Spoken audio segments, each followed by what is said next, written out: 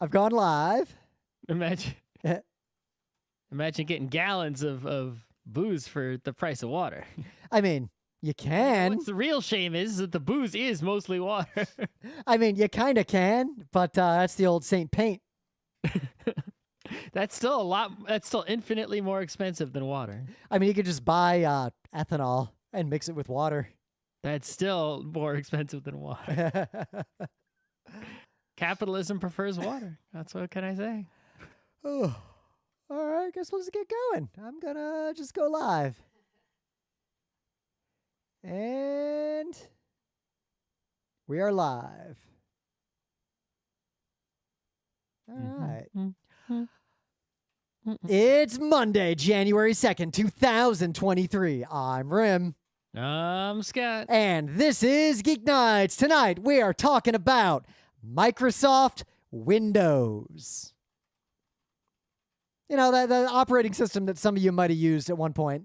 Oh, it sounds like Rim got the year right on the first go. I haven't fucked that up for a while. That's actually one thing that I've gotten control of in my life consistently.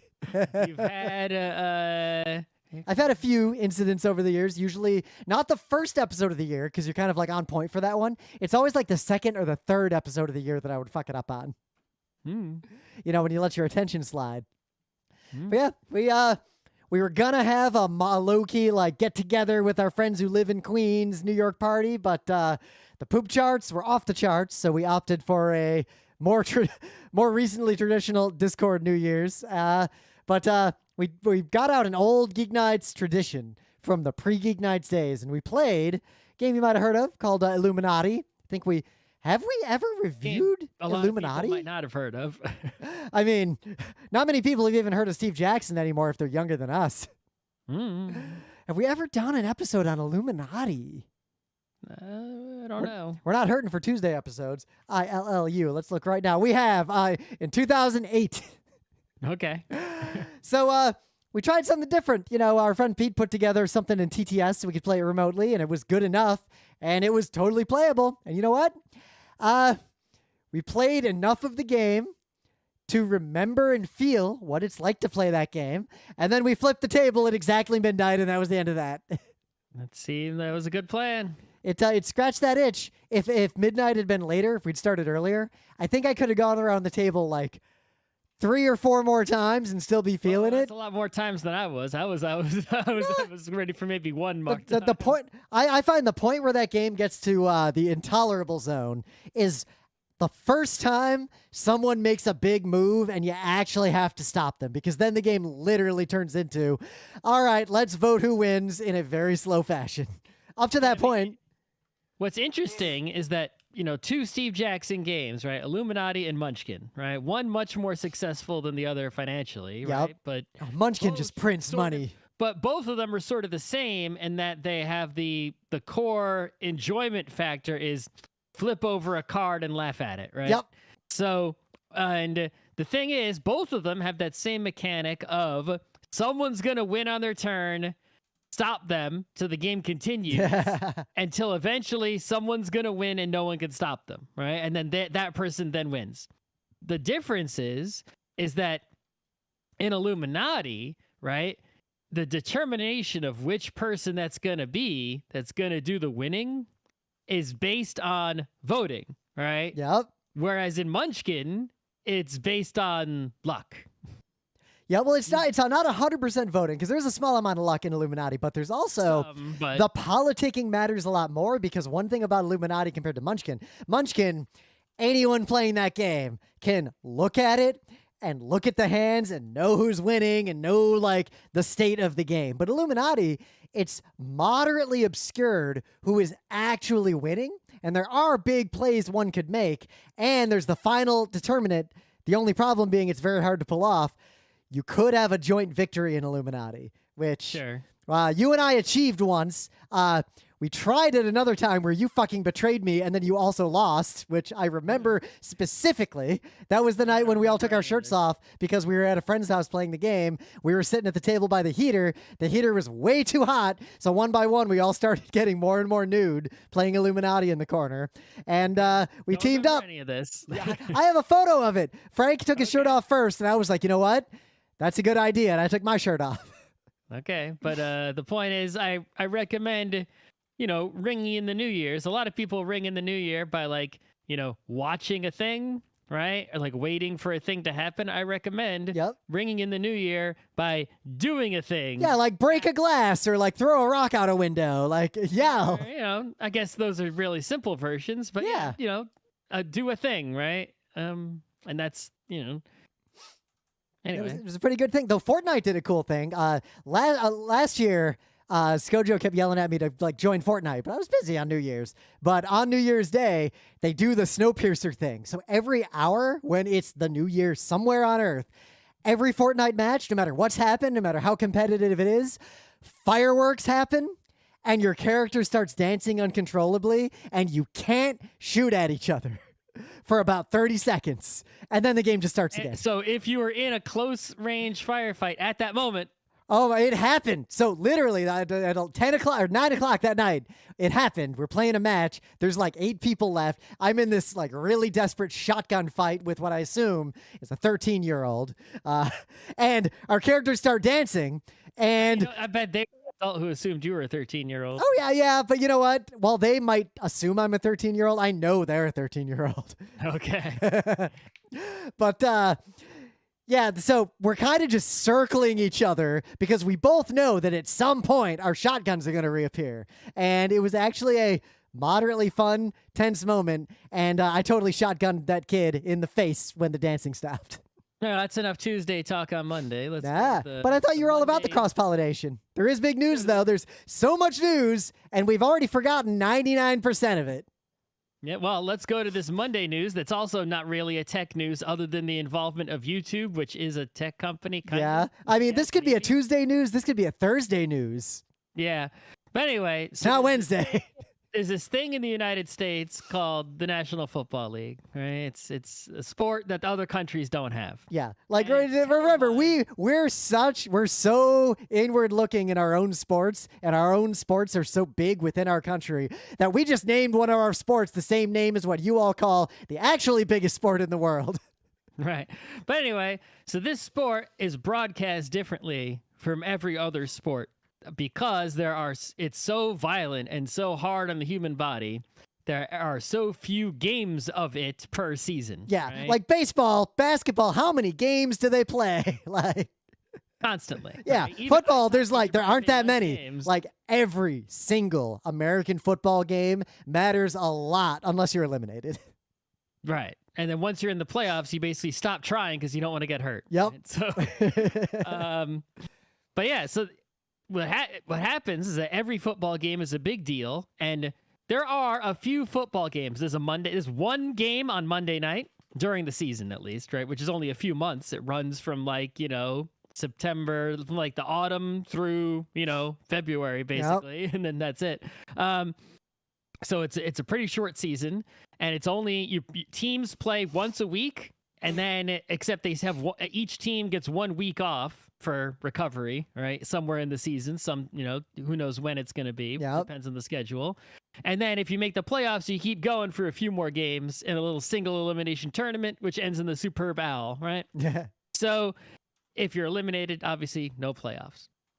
So if you're playing once a week, there's one game on Monday night, right? Just two teams play on Monday night, and every team is going to play on Monday night once a season usually, right? There's a Thursday night game, and obviously if you play on Monday or Thursday that week, you're not playing on any of the other nights that week, right? Yep. I don't know if they have a Saturday one or not. I don't know. I don't think so. There was a thing at some points in time. I don't know if it's a thing right now. Whatever. I mean, I used to watch more football, but for the last few years, I watch an average of 3 football games a year. Yeah. Like I watch the Super Bowl and I watch like the Thanksgiving Lions game and I like accidentally watch one more game. Yeah. On Thanksgiving specifically, on U.S. Thanksgiving specifically, there are 3 games, right? Of early afternoon, late afternoon, night game, right?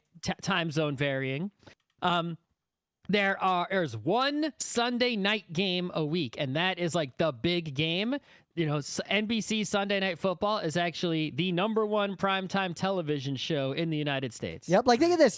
There's the stereotype of American football fans where, like, they prepare for the game. Like, the game is a big event, and that's kind of like a pop culture thing. And there are problems with American football fan culture. Like, don't think I'm defending it deeply. But there's a reason why people treat, like, the big game like a big game. Like, we don't do that when we watch a hockey game unless it's a playoff game.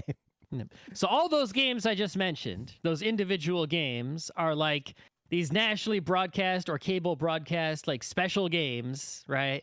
That, you know, you have to have whatever thing to be able to watch them, right? You know, either regular TV or for NBC, it's just nationally broadcast, right? Or to watch, I don't know what channel Monday Night Football's on. It used to be on ESPN. I'm not sure, but I think we could get football OTA in New York pretty easily. Well, I mean, if it's on one of the major networks, yeah.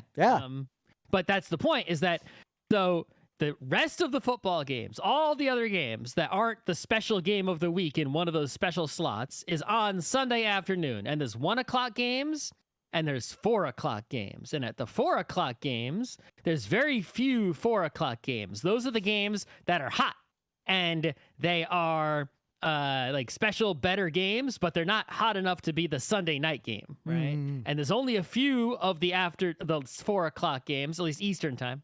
And those games have like a big national broadcast, right? There's so few of them that you're probably, you got one on Fox and one on CBS. It's like you got 2 to choose from. You're going to see them even if you just have over-the-air broadcast television, no cable, no nothing, right? And, if there's like 3 or 4 of them, you're going to be able to see the 2 that are like closer to where you live, right? Based on which teams are playing. And then at 1 o'clock is every other game. Every other game is at 1 o'clock. And you're 1 o'clock, again, you only have 2 TV channels, Fox and CBS. So you're only going to see the 2 1 o'clock games, depending on where you live. And all the other 1 o'clock games, you can't see them. There's no way to see them. You could buy all the cable TV in the world, right? And you're not going to be able to watch those games that are the 1 o'clock games that are not where you live and have teams involved that are not near you. Yep. And there's maybe a couple 4 o'clock games that you also won't be able to see, right? And so they sell a thing. They sell a thing called the NFL Sunday Ticket. And if you buy the NFL Sunday Ticket, with that, you can watch every NFL game that is at 1 o'clock or 4 o'clock on Sunday that would not be available where you live, right? And it costs $300 a year, give or take. It's very expensive. And for the past very long period of time, DirecTV owned it. So if you wanted the NFL Sunday Ticket, you had to buy it from DirecTV because no one else had it. Now, it says here that to buy it, you have to have a DirecTV subscription, even if you don't use the rest of DirecTV, which is $80 a month. Yes. And then you have to pay for a package that apparently costs $150 a month. It's a lot of money, right? And the idea is that, who would buy this? Someone who really cares about a football team and doesn't live near that football team. Yep. Right? Which is funny because the opposite, like in the NHL, it's really easy to watch a hockey game if you don't live in the town where that team plays. But if you live there, you can't fucking see it. Exactly. So, whereas in the NFL, it's like if you live near a team, you can just turn on a TV and watch it on Fox, CBS with an antenna, right? You don't need, it's just broadcast. So, this deal, right, that DirecTV made also spawned the birth of perhaps the greatest invention in sports broadcasting, the red zone. The red zone is basically one channel where there's someone hosting it and they're constantly flipping between all the exciting parts of the 1 o'clock and 4 o'clock games. So you can't like see the whole game, but you can see the good bits live-ish, slightly delayed-ish, like curated for you. It's good. It's like watching the best of an F1 race. Right. So you don't have the Sunday ticket necessarily, right? You might, because there's two different red zones, actually. The original red zone was a DirecTV red zone hosted by this one guy, I forget his name. And that red zone was part of the ticket, right? So that was the only way to see that red zone. But 2 years later, after that original red zone began, the NFL made its own separate red zone with this different guy named Scott, which is, I only know him because his name is Scott. Yeah. And that different red zone, that the NFL official one, you can get that one with just cable TV, right? Or you could even watch it on the internet if you have cable, or you don't need to have the ticket to see that other red zone. But obviously it doesn't let you watch the whole games, right? It's this guy curating for you, right? The hot parts, like, oh, someone's about to score a touchdown. Let's go to that game, right? But it does cover every game that's happening at 1 and 4 o'clock. So YouTube is the big news. DirecTV was paying $1.5 billion a year for the rights, the exclusive right to offer this Sunday ticket package. Since 1994. Yep, for a long time. They were losing, it's estimated, $500 million a year on it. So they were spending 3x and making back 2x. I mean, I don't think DirecTV. They spent. I don't think there was any time where DirecTV was doing well, based on memory alone. Right. But this is why this is the first point to get into to really think about. This is why sports, right? Leagues don't want to just sell some direct-to-consumer streaming deal, right? Because they're going to lose a third of the money. Right? Yeah. By having this in-between deal that they sign for a set amount, right? They can lock in their revenues at like a guaranteed number, not have to lose a lot of risk. Yeah, make it someone else's problem. The league ends up getting way more money than the TV broadcaster gets, right? If you add up all the money they make selling ads and subscription fees and all the other money that the TV networks get from the customers and advertisers, and subtract the cost of broadcasting, the NFL is getting more money than they're actually making. And there is a broader problem where when cable TV and advertising start to collapse for real, like when people actually don't pay for cable anymore. This deal's locked in for a long time. Yeah. So the NFL, the sports league is insulated completely from that. Right? Exactly. It's basically at the TV broadcasters, the Foxes, the CBSs, the NBCs, the DirecTVs, the YouTubes, they're taking the hit. They're basically just spending their money to keep the sport going. Now, why would they keep spending that money? Completely subsidizing it. You're probably all thinking, why are they spending that money? And really, the answer is partly that it feels like you should be able to make money off of sports. Like, it seems like it'd be a really easy thing to do. But historically, that's actually not super true. And I think a lot of cultural traditions and expectations drive it more than the reality of how the money comes in, coupled with various bubbles and things like advertising. It is possible that American sports as we know it could not exist once this subsidy disappears, once it finally collapses. Not exist at the budgets that they have now. Like, right? budgets are going to contract and play might get worse. I mean, like, you look at European hockey, look how many ads are just all over the ice. European soccer, look how many ads are all over everything. Even the NHL, they got fucking ads on the jerseys now. Yeah, only one, though. Yeah. It's not like it's... For now, one. Only some teams. Once you let one in. It's, it's... Anyway. So, YouTube has purchased the Sunday ticket, which means now, from starting, I guess, next season, right? Yeah. If you want to watch the Sunday ticket deal... You're going to have to buy it from YouTube, and they haven't given out details of what it's going to cost or anything. But yeah, it's not just free with YouTube. No. Presumably, what it's going to be is that you can either A, just buy it outright, which is probably going to cost hundreds of dollars, and then watch it on YouTube, or B, you'll get YouTube TV, right, which is an existing service they have, and then you will pay an extra fee to add it on to YouTube TV, right? So YouTube is definitely hoping that the fact that this exists will bring in YouTube TV subscribers, which doesn't have, and YouTube is spending more money on it than DirecTV did. So I don't know how they're going to make. Also, DirecTV didn't even bid. DirecTV was losing a third of the money they spent. Is YouTube going to lose half the money they spent on this deal? DirecTV did not even bid on a renewal at any price. No, why would they? They're like, we're gonna get out. They only have 13 million subscribers. Like DirecTV. Apple was going in on it, and everyone was going in on it, but then they all pulled out, and I guess Google ended up being the winner. Yeah, winner. We'll see how this goes, because I think there has been a decline in interest in NFL football. I don't know, but I think, the point is, right, that original Red Zone, with the guy, I can't remember his name, the DirecTV Red Zone, it's gone now. It's gonna finish out the season. But after this season, that's it. It's over. That, the really revolutionary television innovation is just gonna the end. And the other one, the other Red Zone with the Scott guy, that one's going to be the only Red Zone, and I guess you'll be able to see it if you get the YouTube deal. No, you won't. So NFL Media is not included. Quote, the deal with YouTube TV does not include a stake in NFL Media, which includes the linear cable channels NFL Network and Red Zone, as well as NFL.com. All the ancillary stuff is not part of this. Like, it is just the games, from what I can tell. Oh, okay. Well, I guess you're still, the point is that other Red Zone, the Scott one, is going to keep going. And it'll exist for someone to see somewhere. Apparently, the NFL is still looking for a partner for NFL Media, and no one's taking them up on it.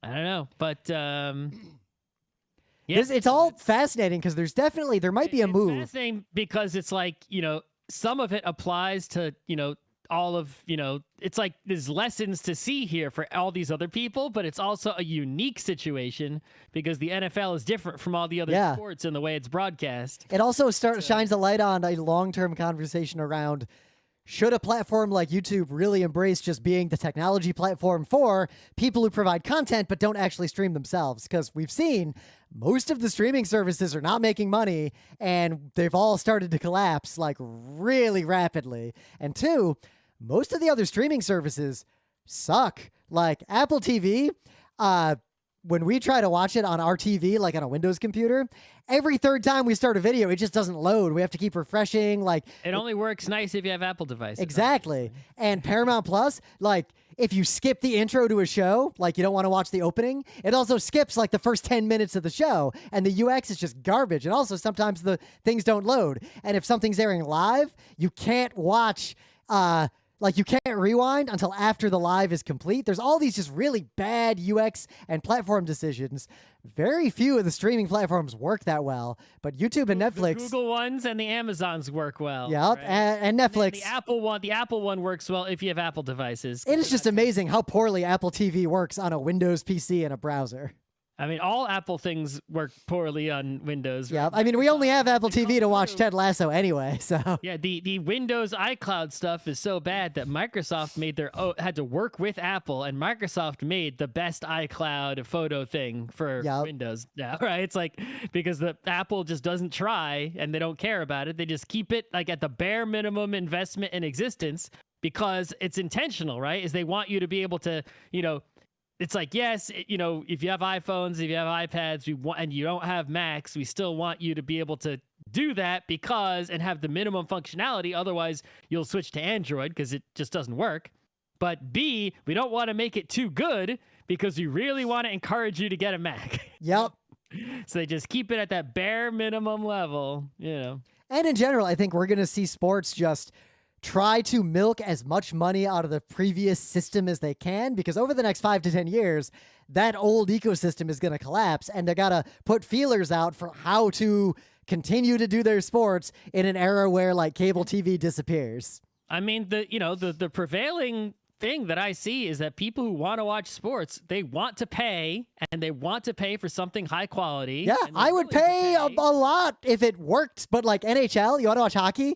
There's really nothing you can pay for except cable TV. Right. But the problem is, even if the leagues provided something that was good, right, and they charged money for it, it's like the price that they would have to charge, right, to meet the revenues that they have now, right? It's like, look, we're just talking about this friggin' Sunday ticket. To get it from DirecTV costs hundreds of dollars per month or whatever, right, or year. Oh, damn. YouTube doesn't even have the advertising rights. YouTube won't make money on, YouTube's not going to sell the ad inventory. I don't know. But the point is, this just seems like a terrible deal for YouTube. I don't know. They're just trying to get buy YouTube TV subscribers, I guess. I think YouTube is trying to buy eyeballs and be one of the last players standing. I think YouTube, Netflix, Amazon are trying to like be the last ones to survive. Disney Plus might go away. Paramount's not doing well. Nothing's doing well except those three. But yeah, it's like the amount that you have to pay for the services as they exist, which are being subsidized by the broadcaster, right? So if you were to get a really good streaming service and that was the only way the broadcasting was gone, the price you would have to pay, right? That $1.5 to $2 billion that YouTube is paying, divided amongst all, take $2 billion and divide it amongst all the people who want to watch football. And it's like, how much was that each person going to have to pay a year? $1,000? It's almost like most good complex things only exist with heavy subsidy. And that subsidy can either come from the capital markets or governments or individual wealthy people.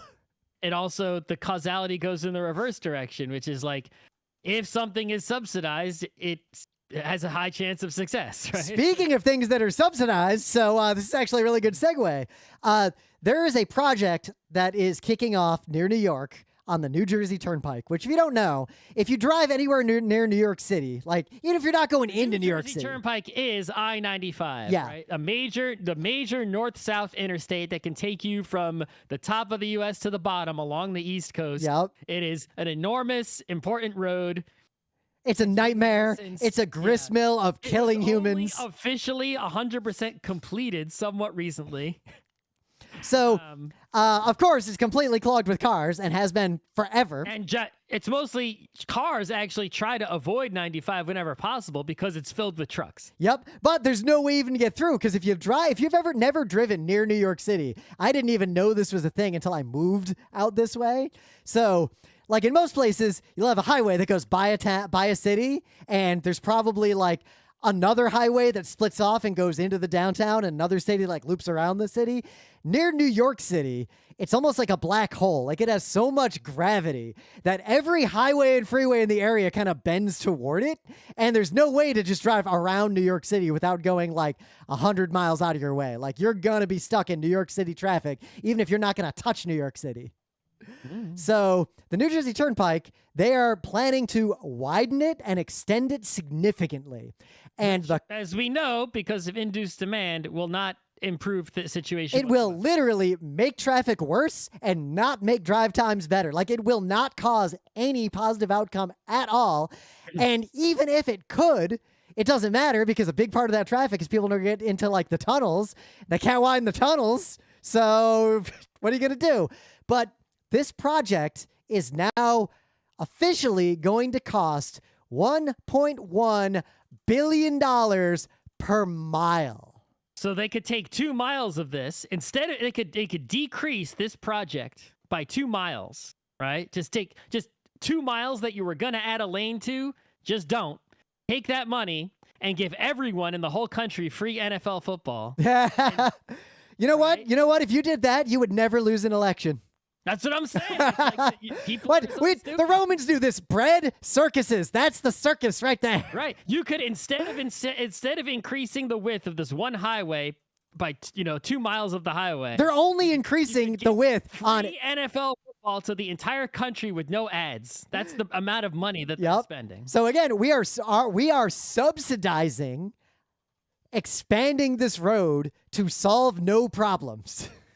Well, they believe they're solving a problem, but nobody believes it. Every study, all the studies they commission say it won't help. Is there something we don't know? Because like we're just, we're not civil engineers, right? But it's like everything I see online from other people who are civil engineers and experts and books and YouTube videos all about roads and engineering and city design and urbanism. They all talk about induced demand and how it's a fact, and here's studies that prove it. And it's like, did no Department of Transportation in the world get the message? Like, what is up with that? Because what happens experts? If you don't create induced demand as population grows, people cannot travel and things start to break down in other ways because our country will never have the conversation of instead of building X road, build Y, literally fucking anything.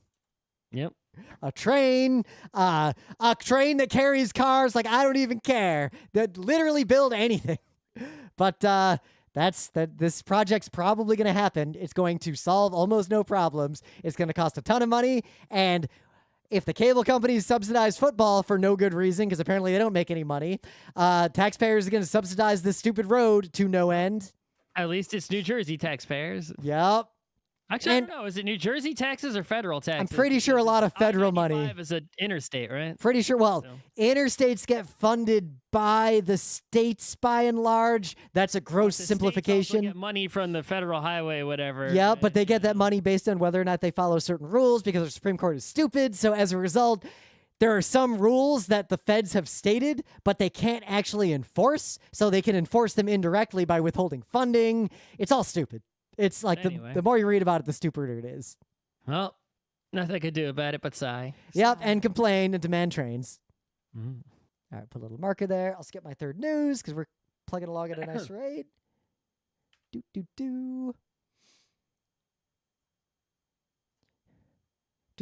Okay.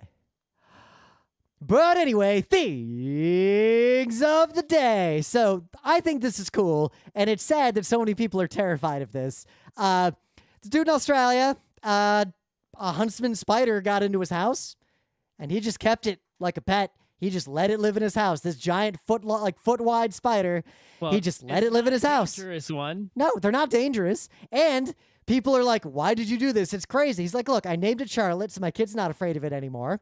And it eats the cockroaches. It's actually saving me a ton of money. This spider's great. I hope this spider stays in my house for the rest of its life. And when it dies, I get it. Person, of course, they have this attitude, right? I mean, that's a good attitude to have, though. Kinda. Like, if you don't like mosquitoes. The thing is, even if, I know it's not a dangerous spider, but it's real big. It's like crab. It's a crab big, right? And it's like, a crab isn't really going to hurt me. What can it do? Pinch me, right? It's like, no, just be sitting there like, you might be pooping and he's just like up on the ceiling, just looking at you, just hanging out. I'm not going to have a crab in my house, right? Why not, even if it eats cockroaches and whatever. See, so here's another question. What if you had cockroaches? Like lots of them. Move. Move. That's what I would do. Where's that Jon Stewart thing? If you live in New York City, at some point you'll have cockroaches. I'm rich and I have cockroaches. There's no amount of money that will avoid cockroaches. In the places that I have lived, I've never had a cockroach though, so I have only ever encountered already dead cockroaches. When we first moved in the toilet, they go to the water, right, and then they die. When our building was brand new, a live one skittering. I saw a dead one in the building once, and that was the only one I've ever seen. Mm-hmm. So what do you got? Oh, so what do I got? Oh, right. So there's this, different CPUs out in the world, to go back to Monday here, right, have different assembly languages, different instruction set architectures. And there's a recent-ish one, recent at least as far as CPU instruction set architectures go. 2010, I think, is when they first revealed it, right? And it was designed by professors at Berkeley. It's called RISC-V, right? Or RISC-V. And so what happened over time, over the past decade, right? Decade plus, RISC-V actually became kind of the hotness, right? I mean, in terms of the commercial world, x86 and ARM are the hotness, right? ARM even more so. But basically, RISC-V is like really coming up and making waves. And it seems like every other day I'm seeing more and more RISC-V hotness. We got RISC-V laptops coming out, right? And we got all kinds. So it's like, and it's an open, it's an open architecture, like, licensing wise. So this, I think, if there's anything that has a chance of like challenging ARM, it's RISC-V. And so I discovered this thing of the day, which is a project on GitHub called Ripes, which is basically this amazing like RISC simulator sort of thing. And like I've seen simulators before, but like this one is like showing you like what's like literally the schematic of the CPU like lighting up in real time while your instructions. This is nuts. There was software I used when I went to community college in like early high school. I took a class on systems architecture just for funsies, and they made us use a simulator of like a really simple microcontroller. We could write instructions and it would do this kind of animation, but this was a microcontroller that had like 8 registers. Right. And this is showing you all like, the stuff that would be the stuff that's usually invisible to a programmer, right? Things like, the cache lookups and the instructions being executed ahead of time and, all the compiler optimizations. You can put in some C code and it shows you the assembly code it goes with. And it's like, this is really something. And this is the kind of thing that you can get when you have an open source instruction set architecture, right? It's cool stuff. So yeah, if you are looking to get into systems programming, either you're still young and you want it to be a career, or you're just a nerd, you must be, right? RISC-V is definitely what I would recommend getting into. Right? In the meta moment, the GeekNights Book Club book, A Leap the Unseen, probably right after. I have not finished it, but I will shortly. As soon as I get back from that Colorado ski trip to Vail, so probably the last week of January, we'll do the show. Because next week I'm going to be in Frankfurt for work, and then we'll do another week of shows, and then I'm going to disappear again to go skiing at Vail for a week, and then we'll be back, and then I don't know what else we got going on. I think we'll be pretty much all there is to see in A Leaf the Unseen. Yep. So you going to read the other book by this author? Probably. Yeah. I got to make time to read The World We Make. I'm reading The World We Make, and it's going along much quicker than I think it's. I don't, since I have the ebook, I don't actually know how thick the real book is, but I feel like it's not a thick book because I'm moving right along percentage-wise according to the Kindle. So. I'm pretty sure I'm going to finish A Leaf the Unseen on my flight home from Frankfurt, so maybe we'll even do the show that week. Anyway. Unless something really gets in my way. Is there a Thursday episode that week? No, I think that's another Monday, Wednesday. Okay. Otherwise, we'll likely be at PAX East doing like a panel or two, but don't expect us to be like hanging out at the con. It's still a little early for that. And otherwise, all our plans are up in the air, and we don't know what conventions will look like. It's very early in 2023, and we just got to play this all by ear for the time being. Mm-hmm. Website's coming along. You might have noticed I finally updated our streaming template to remove Twitter IDs and make them just our names and sort of simplify it. I am working on a better streaming pipeline. And it's kind of an aside, but I'll mention it to all of you now. If you make podcasts, you should, and you use Adobe like we do, our whole pipeline is in Audition and OBS. You should check out the Adobe podcast. It's not in production yet, like it's not live, but I've poked at some of the beta features. Holy shit, is it good. Like, it solves the few problems we have with Geek Nights, like the annoyance of recording over Discord and synchronizing audio or having like guests call into the show. And it does something that I'm going to review in a future Monday episode. It has an AI-driven make your podcast sound better filter. And I tried it. I tested it with a bunch of old Geek Nights episodes. And for someone who does good recording, like if you have real professional equipment, it doesn't really do anything for you. Like Geek Nights won't sound different if we use it because we have really expensive, nice equipment and I have a really good pipeline. But if you say don't have $300 microphones, it'll make you sound like a pro on the radio. It is nuts. And it's literally just like upload your MP3 and you push one button and then it gives you back.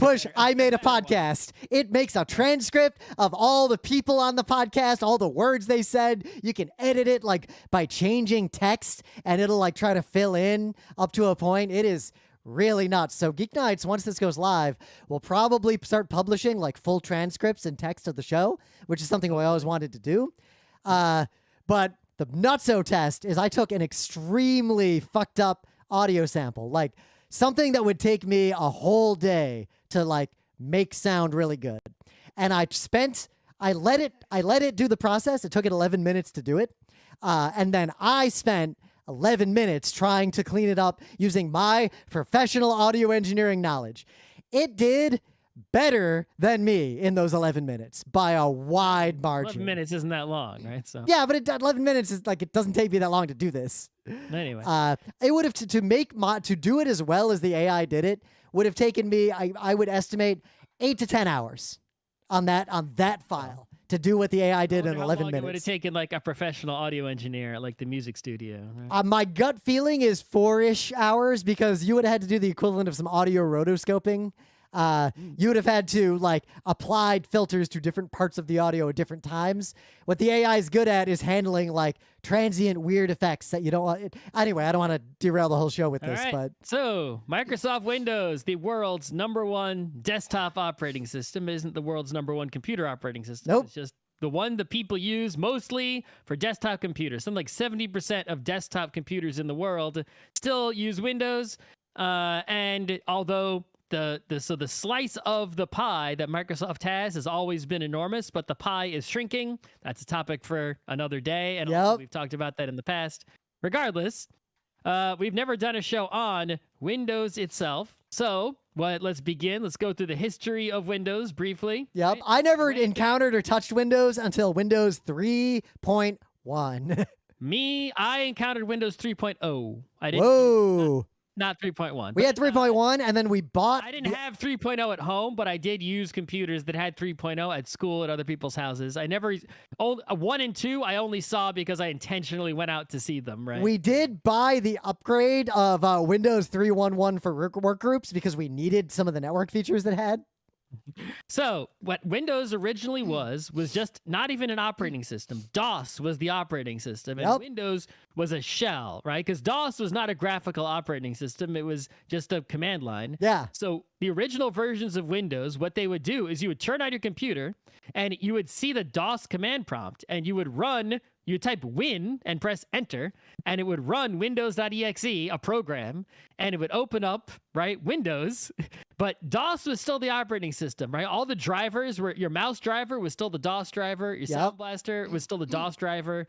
All the interfacing with the hardware, the reading and writing files to the file system, DOS was taking care of all of that, right? Windows was just making a GUI, and it was providing an interface for some other programs to run on Windows, like within the shell, right, that had their own Windows in Windows. But it was anything that those programs did was either going through like some Windows library, which was then going to DOS, or was just going to DOS. This is why, like, even up through the Windows 3.1.1 era, if you were, say, playing a game, you never wanted to launch a game in Windows because Windows was using some of your extremely limited CPU cycles and memory. So a lot of games you just couldn't. You could only launch a Windows game in Windows, really. Yep. So really, like, you would start your computer, and sometimes you type win because you wanted to use Windows, and sometimes you just type the name of the VXE you wanted to run, and it would just run. Sometimes you'd even run a boot disk that just loaded the program you wanted to run directly.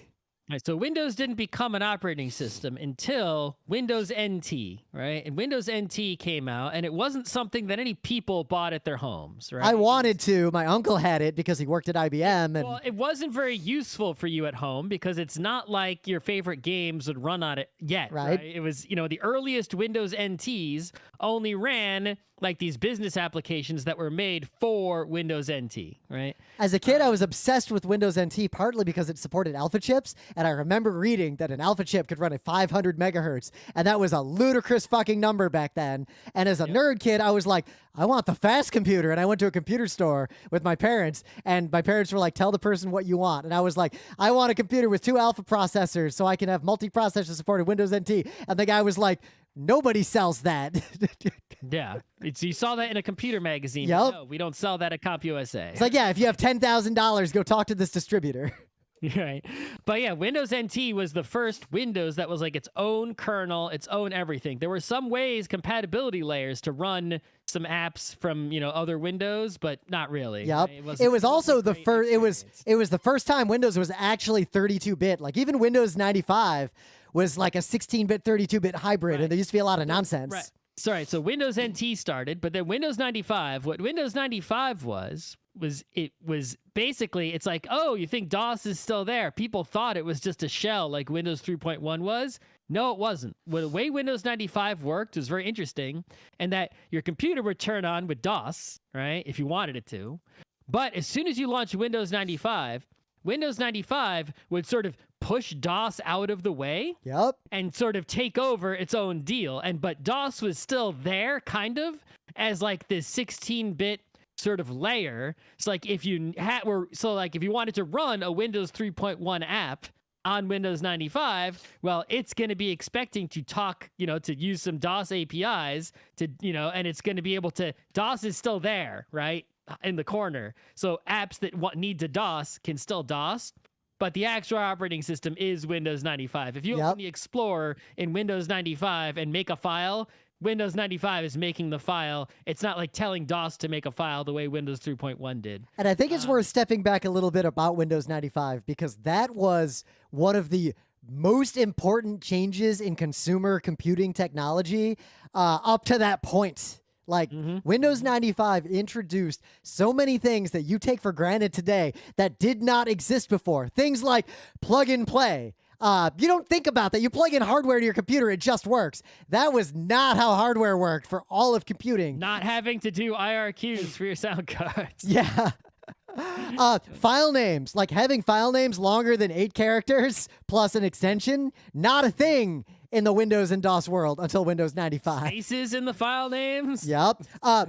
Real multitasking, mostly. Like, there's a big asterisk there I don't want to get into. Yeah. Windows 3.1.1 had, like, you could call what it did multitasking. Windows 95 had something that was effectively multitasking, but we're still not there yet. But you could have multiple applications running at the same time, and for a normal person, that was fine. That was not necessarily the case on Windows 3.1.1. When Windows 95 came out, it was like a hysteria. Like, you know, people were... There were ads. I waited in line to buy Windows fucking 95A and install it on a computer because it was a paradigm shift. Yep. So Windows 95 spawned this sort of heritage that went to 98, which was just really much better Windows 95. And then there was 98 like B, that was like there was 95B also, but there was like a 98 SE or whatever. I think that was even better Windows 98. I had A and we never upgraded. I think I only had Windows 95B and I only had Windows 98 SE, like the better one. Would you believe? The better one. Would you believe I never, ever in my life owned a computer running any version of Windows 98? Well, I think the Windows 95, the original one, didn't have support for USB. Nope, you had to install this like extension pack. That was B. Windows 95B like had the USB support, and that's the one I have. Yep. And then 98, I forget what the better edition had, but whatever. And then that chain of history went down to Windows ME, which is a complete disaster, right?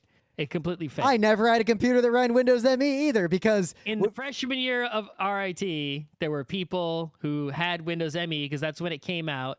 And I saw it on other people's computers, very rarely, but I did see it. But it was not popular. Because there was sort of a split. There was an interesting split. Like, it was actually kind of complicated back then because what was Windows 95, that lineage moving into Windows ME, ended up... Microsoft's almost tried to position it as that's the Windows... for regular people, and what was NT basically became Windows 2000, and they marketed that as this is the one for people who know. Windows 2000 is basically Windows NT 5, right? They just renamed it. Instead of calling it Windows NT 5, they called it Windows 2000, and because of that marketing, not calling it NT anymore, because NT was new technology. I forget what it stood for. I forget what NT actually stands for, but brand-wise, NT was viewed as only for businesses. You couldn't really use that for your home computer. Good luck playing games, right? Yep. With that. NT was backronymed formally to new technology later. Okay.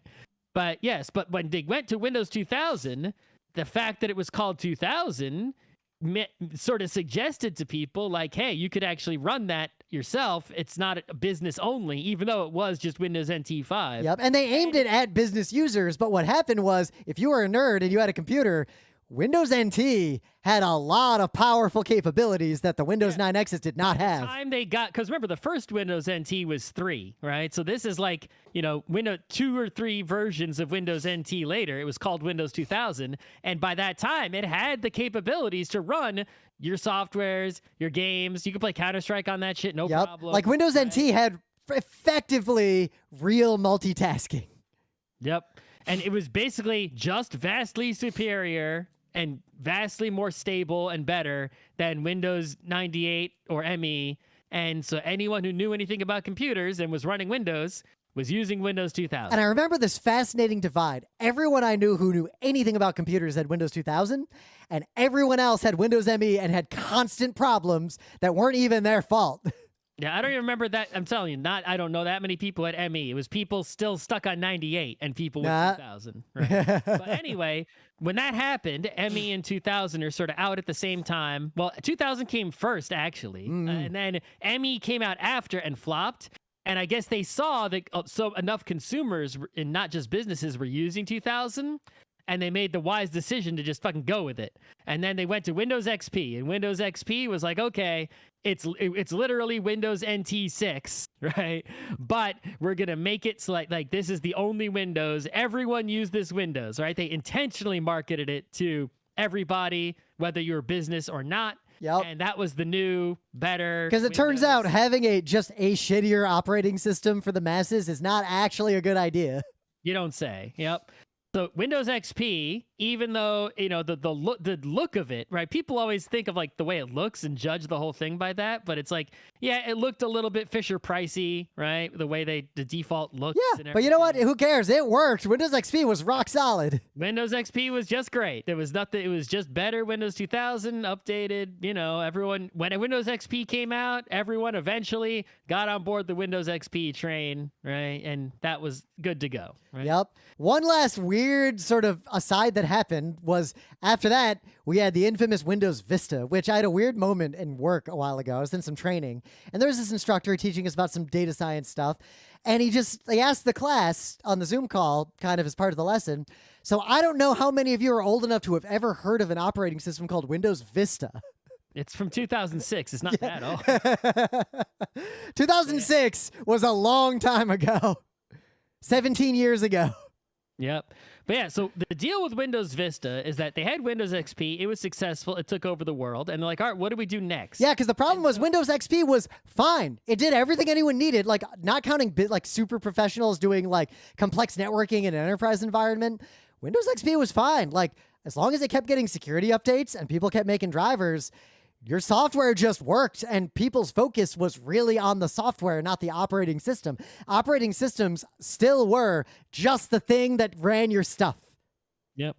So Windows Vista, Microsoft had all these grandiose plans, and they tried to do too much with it. The big plan for Windows Vista was like this new like database-based file system and all that. Right, really, file system stuff was the big one, and they sort of failed to pull that off.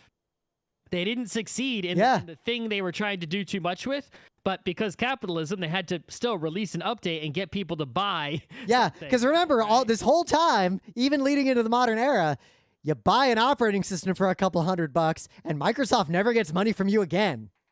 Yep. So who pays for security updates? Mm-hmm. Yeah. So people, you know, were just sticking with XP. They were happy with it, and Microsoft is like, shit, how do we make more money? So they ended up putting together Windows Vista, and this is they started making a big mess, right? The UI got like janky. It was kind of unstable. I had a laptop that came with Vista, and I actually installed Windows 7 over it as soon as Windows 7 came out. Yeah, they had all sorts of different versions of Vista. Like there was an ultimate one that included everything and a home one. And it was confusing to people which version they had to get. It's different RAM limits for different versions. Now, there's another weird thing that happened. The Windows Vista era was right around like the nadir of PC gaming. Like PC gaming, Windows gaming, like people playing games on PCs had been just continuously a huge market. Well, this Windows Vista came out like basically when GeekNights started. Yep. So like when PC gaming was dead. iPhones were about like a year before iPhones appeared. Yep. So right around then was when a lot of nerds like us, like when Vista came out was when I said, you know what, fuck it. I'm not playing games. Windows sucks now. And that's when I ran Linux on the desktop. Yep. Like I skipped that generation for the most part. So yeah, Windows Vista, and it's like the thing is, your apps, people recognized in the software, companies recognized that not everyone was going to get Windows Vista. So in that era, people kept making things and making sure they would work on Windows XP because that was still most of the user base, right? So there was no really pressure to go to Vista, and it got a bad reputation, deserved entirely or not, right? It was really mostly bad business problems by Microsoft, and also failure to deliver on their plans that they had for it, right? If they had been able to deliver on those plans, Vista would have been some sort of revolutionary deal. They just weren't able to pull that off, and it was just sort of some incremental mess that didn't know what it wanted to be. So anyway, then they're like, well, Vista was a debacle. We're going to have to clean this up. So they put out Windows 7 and clean that up, right? Right? Same kind of deal that happened when they had a mess with Windows ME and they saw that 2000 was the way to go and they cleaned it up with Windows XP. They're like, well, let's do what we did in the past. Windows 7, we cleaned everything up, everybody. Here you go. Windows 7, though, also, they kind of backed away. There had been some UX trends around like how start menus worked and how you launch stuff and how you interacted with the operating system that I'm not trying. A lot of people complain too much about the UIs and UXs of operating systems. Well, I think that's the thing is for most people, that's the only, like when they think about upgrading Windows, they don't understand. They're not thinking about like the 99% of what's going on. They're not thinking like, wait, what's this file system? Like, what's the task scheduler? Like, how's this thing working? The like 1% of things that they that are different are the things that they can see, and they focus entirely on that, right? And they're like, if they don't like the look of the icons, they're like, this is garbage. It's like you could make the best operating system with the most amazing kernel that's 20% faster and more reliable and more secure. And if it's ugly, they'd be like, no, I'm staying with the old one. Right? But I will say, Windows Vista, like elements and menus started to get big and a little weird, and they were ugly. Like Windows Vista is pretty fugly, in my opinion. Windows 7 like settled on this really clean aesthetic that I really liked. You also have to consider, right, the time period in what became available in terms of GPU power, monitors, the hardware technology that Microsoft had no control over. They just had to play to, right? Whereas Apple controls the hardware. Like by the Windows 7, I remember Windows 7 had options to turn on or turn off the nice UX that they had, whether or not you had a video card. Because, not everyone had video cards. Windows 7 came out right as PC gaming was starting to come again. Not that many people had dedicated GPUs on their Windows PCs up until Windows 7. Yeah, just like Windows 10 and Windows 11, right? They got all these options for HDR. It's really the same kind of deal, right? Yeah. So yeah. And since then, Windows, honestly, like, the only changes that are happening are changes you don't notice in the back end on like how it works, or honestly, more and more features that I don't think many people use. No, so like Windows 8 was sort of like why again it wasn't nothing wrong with it, but it was like why should I upgrade to Windows 8? Windows 7 works just fine. Yep. Right? There's no reason for me to do so. I never upgraded to Windows 8. Windows 10 came out and it's like, well, now at this point, right, there have been so many advancements in hardware. I kind of need to upgrade Windows 10. Windows 7 isn't supported really fully anymore. And not all the hardware, right? So you upgraded Windows 10 sort of out of necessity. And then Windows 11 really is not, I would say there is no material difference between 10 and 11. You just upgrade when you upgrade. Like Windows 10 and 11 are so similar, architecturally speaking. It's like, there's not a significant difference. Like anything that runs is going to run in either one of them just fine. It's like, why would you, Well, you know why I'm not upgrading? Because I'm still, I build my computers to fucking last. So this workstation was a supercomputer when I built it. Now in the year 2023, it's a 6th generation 4 gigahertz i7. Windows 11 will not run on 6th generation Intel chips at all. The CPU I have is like the oldest one that Windows 11 will run on. So I do have. You have like an 8th generation, I want to say. Yeah, it's an 8700. Yeah, I have a 6700. All right. I spent like $5,000 on this computer when I built it. Currently on like 12. The 12,000. Oh yeah, I think next year, 2024 is the year Rim builds the new computer. Yeah, but yeah, Windows 11 is just fine. Windows 10, and people are, again, people heavily focus on the UI, but it's like, it's just the same freaking thing as Windows 10. Now, there's also there was the Windows Mobile, which, lol, like that didn't go anywhere, so.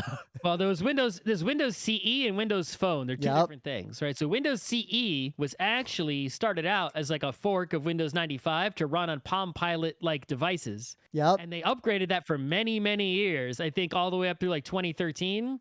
But that wasn't just running Palm Pilot devices at those times. Windows CE was used for lots and lots of embedded like devices. ATMs or the Dreamcast. Right. All sorts of small devices where Windows was running and people who were going to make applications for those platforms were writing Windows applications, but the users of those devices never saw Microsoft Windows, right? Yep. Only the developers did. And that was Windows CE. It started out as a Palm Pilot thing. It became an embedded thing. Yep. Windows Phone was basically just, and also ran like, now we know how phones shook out. Windows Phone was like, they made that almost like it's not like part of the other Windows architectures, right? It's like it's its own platform they tried to make to compete with iOS and Android, and they failed. Well, iOS, Android, like La Palm Pre, like that OS, there was a bunch of OSs because the smartphone world was new and early, and there's a big OS war. Microsoft knew they had to get in on that. They just failed to get in on that. Yeah. So apparently the last release was less long ago than I thought. It was 2020. Yeah. God damn. I'm sure someone out there has a Windows Phone. I've got my Palm Pre laying around somewhere. Yeah. There's also Windows Server, but Windows Server is basically just regular Windows with some software that's like included. I've heavily used Windows software, like Windows Server. Active Directory and shit like that. Yeah. Well, the other thing, which is not really true anymore, in the old days, like when I worked at IBM, if you had a workstation with a capital W, like the kind of thing where you're putting a weird RAID in a server, like this is already, everything I'm describing does not exist anymore. We do things very differently in server rooms today. But like if you were putting 8 CPUs in a weird workstation for a weird use case in the year 2005, Windows Server was necessary. Like regular Windows could not address that hardware. There weren't drivers. Regular Windows had, limits both artificial and real in terms of how much hardware it could use. Yep. Right? It's like you could have a computer with like 32 gigs of RAM in it, if you could afford one and get one. And, you would only be, let's see, Windows XP RAM limit. Yep. If you had Windows XP and you had a x86 CPU, you could only use 4 gigs of RAM. All right. So meanwhile, Windows 2003 server, the one I used the most, I actually administered the DNS server for IBM's fab on a bunch of Windows servers that I built myself physically. And that thing could have up to 64 gigabytes of RAM by default, but you could get it up to 512 gigabytes if you did fancy stuff. Yeah. And some of this was because you had, 32-bit operating systems and they weren't 64-bit yet, right? Yeah. But some of it was also because, it baked in. They're like, hey, we want you to buy the Pro edition and then we'll let you use more RAM. There have been times, I think Windows 7, I had Windows 7 Home and I had to pay to upgrade to Windows 7 Pro because I didn't know about the RAM limit. And I was like, I had 32 gigs of RAM and I turned my computer and it's like, you got 16 or something. I'm like, what the fuck is this bullshit? Yeah. And I had to switch to Windows 7 Pro, and then I could use all 32 gigs of my RAM, right? Now, in terms of an artificial limit by Microsoft to make money. So in terms of the OS itself, these days, really, there are two. If you're a normal person using a computer for almost anything, you either run iOS or you run Windows. And honestly, you know what it comes down to? Not even preference. It comes down to, are you a gamer? You got to run Windows. That's it. Full stop for now.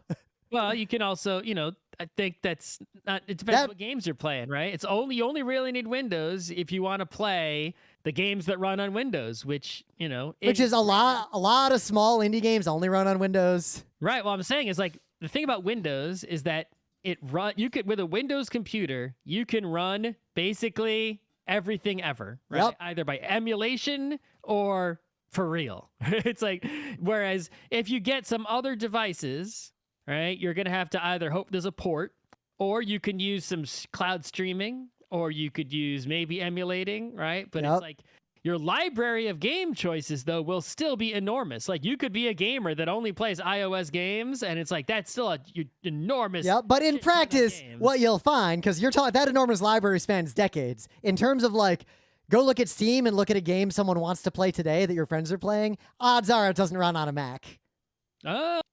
You go on, there's a lot, but yeah, it's not, there's enough. Partly because in our Discord, one of our friends is on iOS and doesn't have any Windows PCs, and a bunch of times this year has said, hey, I want to play X game, and it turns out it doesn't run on their Mac. Right. Well, that's the thing. It's like, number one, if you look at a Mac or Linux and you look at the list of games that can run on there, it's like it's surprisingly larger than you think, especially That's with true. some of the emulation layers. It's like, oh, you can play all those games on there. Wow, Yeah. I had no idea. But if you take your Steam library and you have a large one like I do, and you filter it and you say, all right, Mac only, it'll still get cut in half. Yeah. Right. It's like, so it's like, oh, all these games still are on the list, but oh, there's the half that aren't. Right. Yep. But Windows just works. It's easy. Like, there's a reason why it's the most, like, it's the OS people use on computers. I think the only reason that might change is over time. I think people just don't have computers. Yeah. I mean, I think that's really the only reason Windows has been so successful, right? Is that, it was that first GUI in there, and it was the only other GUI it was really up against. Yep. There were some other ones, but they didn't have a chance business-wise. It was the Mac, right? And so people, business-wise, were already using, Windows, and the software was coming out for DOS. Yep. Right? And, the games are coming out for DOS. And that beat the Mac, at least until, the return of Jobs in the G3, G4 days later, right? So, and then people made software for Windows, and it's like people weren't coming for Windows, people came for the software. Which is pretty much the reason all OSs ever rose and fell, was people went to them for the software they ran.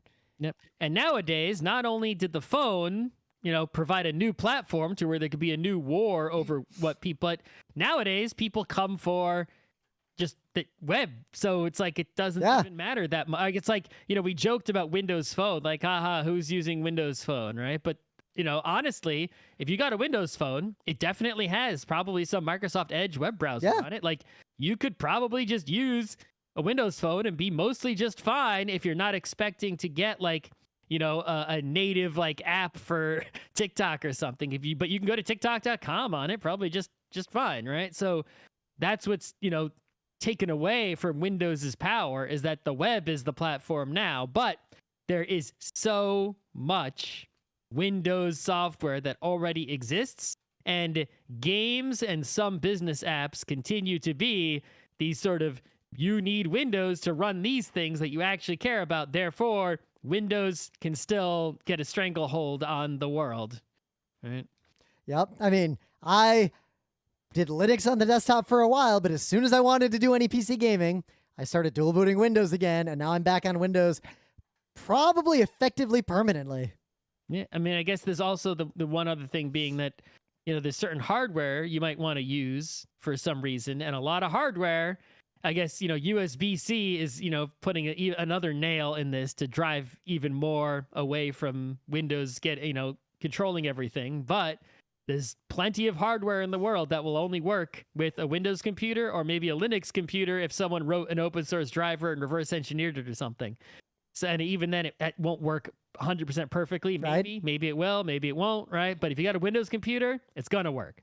So if you are using any kind of hardware, right, that, doesn't have like an official Mac support or something, or official Linux support, it's going to have official Windows support 100% of the time. Yep. What I find funny is when I think about how I've engaged with Windows, pretty much from the Windows 7 era onward, I don't really use anything in the OS. Like, my interactions with every Windows since 7 is always the same. I hit the Windows key, I type the name of the program I'm going to run, and that's the extent of my interaction with Windows directly. Yeah, I mean, I might have to use Windows Explorer to run browse some files or something. Yep. But Well, even then, I hit the Windows key, I type the name of the folder I'm looking for, and then I navigate from there in the Windows Explorer. yeah, but it's like in the earlier Windows days, from 3.1 through 2000 through even up to 7, close to 7, you had to do you had Windows, and like you would do a lot of Windowsy kind of stuff. Yep. Right? Configuring settings. Whether even it was just Microsoft Solitaire, it's like, yep, running applications that came with the operating system and ran within the operating system. It's nuts to think that as a kid, I would spend a lot of time sitting in front of a computer that was not networked to anything, and I was amusing myself just fine. Yep. Nowadays, if the internet goes down, I don't really launch any. I don't go to my computer. No, not really. Yeah. But yeah, Windows, we'll see how long Windows, because Windows isn't growing, right? It's just going to remain dominant in the desktop space, which is a shrinking space, but it's the king of that space, right? That's the fish that takes up this whole pond. The pond is drying up, right?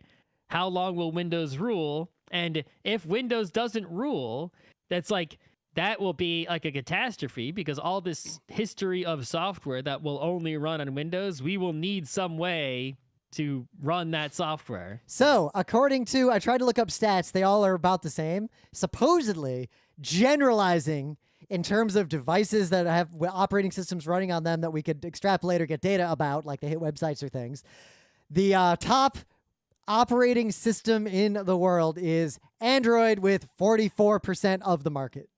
Windows... Of all computing devices, including servers and...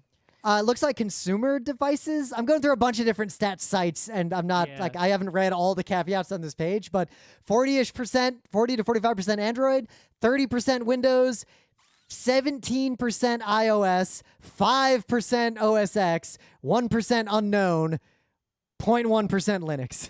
Yeah, Android is crushing it because they've got, a lot of the phones, obviously, right? Especially, Apple is like the king. Even in countries where iOS is the king, like the US, it's like Android still has a sizable chunk. And in some places, Android is just the only game in town. iOS hasn't really, gotten in. Oh, here I can pull it. I can pull it to just desktops. Windows 75%, OS X 15%. Nothing else registers. Right. Linux 3%.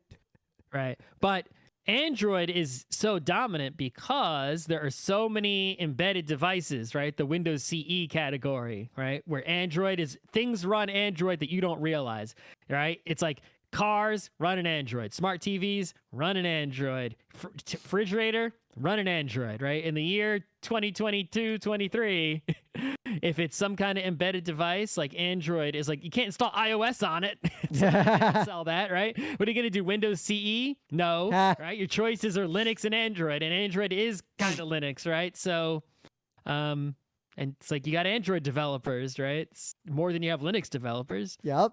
So, and Android can run on a phone. It can run on any other small thing. So Android is like the go-to for any small device. And it's running, that's what's running there, and you don't realize it. Up in terms of websites being hit where they can figure out the OS, it's almost the same numbers. It's the same ratios. Android's far and away the best. Windows is right behind. iOS is almost nothing, and nothing else registers. Yep. Pretty much. Yeah, because it doesn't matter that much. In fact, the biggest danger to Windows is if they start trying to monetize it and move to an app ecosystem. The fact that Microsoft Windows just lets you fucking run any EXE you want is a big part of why it still exists today. I think we can stop there. This has already been a slightly long show. No, do more shows, then you'll have less to... Yeah. Well, we can do Berserker on Wednesday.